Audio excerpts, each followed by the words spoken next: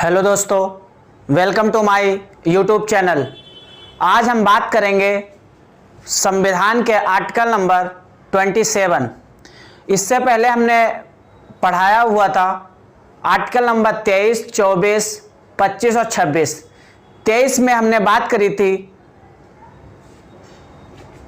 मानव तस्करी। Article number 23 में मानव तस्करी, दुर्व्यवहार, बलात्श्रम, बधुआ मजदूर के बारे में कि इनकी रोकथाम के लिए आर्टिकल नंबर 23 के खिलाफ कार्रवाई की जाएगी। उसके बाद हमने आर्टिकल नंबर 24 में ये बताया था कि बाल श्रम से मतलब था कि कोई भी कारखाने या कोई भी बड़ी कंपनी में 14 साल से कम बच्चों को काम करने से रोकने के लिए आर्टिकल नंबर 24।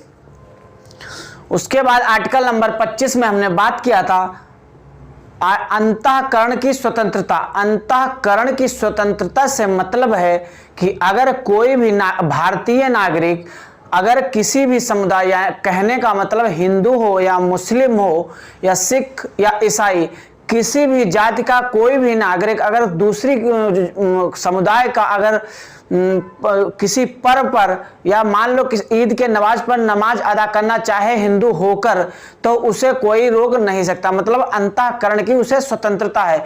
लेकिन यहाँ पे एक शर्त यही है कि अगर आप नमाज अदा करते हैं तो उसके रीति रिवाजों के अनुसार करना पड़ेगा। यानी कहो कि अगर दुर्गा पूजा होता है तो दुर्गा पूजा अगर आपको करनी तो दुर्गा पूजा जैसे रीति रिवाज के अनुसार की जाती वैसे आपको करना, लेकिन आपको दुर्गा पूजा करने से कोई रोक नहीं सकता आर्टिकल नंबर 25 के तहत। उसके बाद हमने बात की थी आर्टिकल नंबर 26। आर्टिकल नंबर 26 में हमने ये बताया था कि सामूहिक धार्मिक जो अधिकार है, धार्मिक स्वतंत्रता, सामूहिक धार्मिक स्वतंत्रता जो हमारी थी, अगर मान लो कोई अगर किसी चाहे हिंदू परिवार हो या मुस्लिम परिवार है, सिख परिवार है या ईसाई परिवार हो, किसी में भी कोई अगर पर्व है तो वो जो अपना पंडाल लगा या टेंट लगा रोड पे लगा सकता है, उसके लिए कोई रोक नहीं है। लेकिन ये हमेशा उसे ध्यान रखना पड़े कि आने जाने में कोई समस्या बाधित ना हो। उसके बाद आज हम बात करेंगे आर्टिकल नंबर 27 भाग नंबर 3 मूल अधिकार।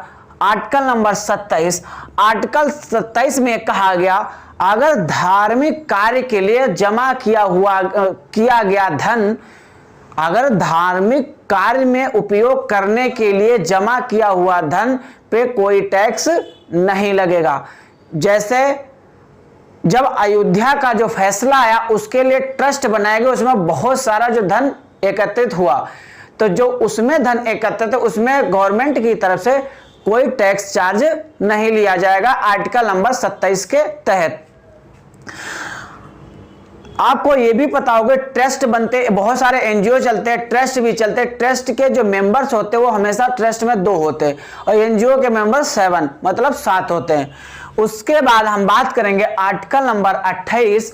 आर्टिकल नंबर 28 ये कहता है सरकारी संस्थाएं धार्मिक शिक्षा। कहने का मतलब है कि अगर कोई सरकारी संस्था है, मान लो मदरसा सरकारी, अगर सरकारी मदरसा है तो धार्मिक शिक्षा, कहने का मतलब अगर मदरसा चला रहा है धार्मिक शिक्षा के आधार पर, तो वो कोई किसी समुदाय या किसी मतलब धर्म का प्रचार प्रसार गवर्नमेंट नहीं कर सकती, लेकिन उस समुदाय के संस्कृति को, वो उस शिक्षा को, वजह से मदरसा में उर्दू पढ़ाया जाता है तो उर्दू को मतलब शिक्षा, उर्दू की भाषा को बच्चों को शिक्षा प्रदान कर सकती है सरकारी संस्थाएं।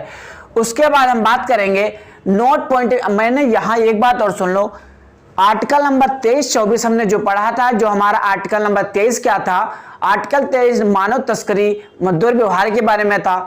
उसके बाद 24 जो हमारा था बाल श्रम। उसके बाद जो हमारा 25 आया अंतःकरण स्वतंत्रता, सामूहिक धार्मिक, 27 धार्मिक कार्य, 28 सरकारी संस्थाएं धर्म को लेके, धार्मिक शिक्षा को लेके। तो 25 से जो 28 तक हमारे भाग 3 मूल अधिकार के जो आर्टिकल है 25 से 28, वो किस पे बात करते हैं? धार्मिक स्वतंत्रता। इन आर्टिकलों में धार्मिक स्वतंत्रता के बारे में विस्तार से बताया गया। उसके बाद हम बात करेंगे आर्टिकल नंबर 29, आर्टिकल नंबर 29 क्या कहता है कि अल्पसंख्यक, यहां पे अल्पसंख्यक किसी कास्ट को लेके नहीं, अगर किसी भी समुदाय में, चाहे सिख हो, चाहे मुस्लिम हो, चाहे हमारा हिंदू हो, चाहे हमारा ईसाई भाई हो, अगर किसी भी समुदाय, चाहे बौद्ध हो, चाहे जैन हो, अगर किसी भी समुदाय में किसी संस्कृति को अगर बढ़ावा देना या संस्कृति को बचाने के लिए कोई आगे आ जाए कि हम अपनी संस्कृति को इसमें, जैसे किसी बहुत कॉलेजों में बौद्ध जैन की शिक्षा नहीं दी जाती या कहीं पर दी जाती, अगर वो बालक चाहे जिस स्कूल में पढ़ता, अगर वहां पे उसे बौद्ध शिक्षा नहीं मिल पा रही, तो वो अपने मूल अधिकार के तहत वो कह सकता है कि हमें ये शिक्षा दी जानी चाहिए। तो कहने का मतलब अल्पसंख्यक शिक्षा संस्कृति का संरक्षण, मतलब किसी भी जो संस्कृति जो किसी भी समुदाय के, किसी भी कास्ट की है, बहुत सारी जातियां, अगर उसकी संस्कृति को अगर बढ़ाना है, अगर वो अपनी संस्कृति को बचाना चाहता है, तो वो मूल अधिकार आर्टिकल नंबर 29 के तहत सुप्रीम कोर्ट में याचिका दायर कर सकता है कि हम अपनी संस्कृति को बचाने के लिए हम इसका अध्ययन करना चाहते हैं। तो हमारे आर्टिकल नंबर 29 में अल्पसंख्यक शिक्षा संस्कृति का संरक्षण के बारे में बताया गया।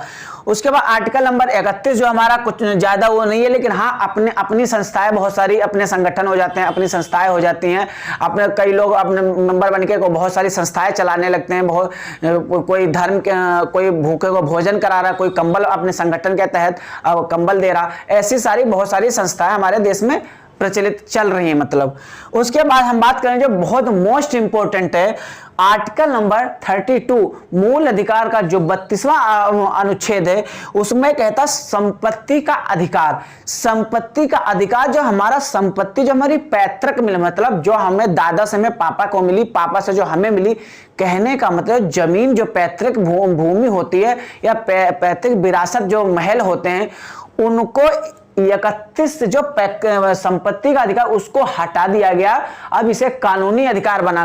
कानूनी अधिकार क्यों बनाया गया, इसको हम आर्टिकल 20 में भी, हम 19 में हमने पॉइंट नंबर आर्टिकल 19 3 या 4 में आप देख लेना, मैंने अगली वाली वीडियो में मैंने बताया हुआ, या 19 4 या 5 में बताया गया कि अगर कोई भी रेलवे ट्रैक या कोई भी हेलीपैड अगर बनता है, तो किसी किसान की अगर जमीन आ जाती है उसमें, तो किसान मूल अधिकार के तहत वो नहीं अगर देना चाहे तो गवर्नमेंट उससे जमीन नहीं ले सकती। इसको लेकर बहुत सारी दिक्कतें आने लगी। गवर्नमेंट को अगर ट्रैक बनाना होता है, हेलीपैड बनाना होता है या रोड बनानी होती, तो अगर वो किसान अगर खेत देने को राजी नहीं होता है, तो वो ट्रैक को मोड़ के भी बनाया जाता है, जिससे बहुत सारी समस्या आने लगी।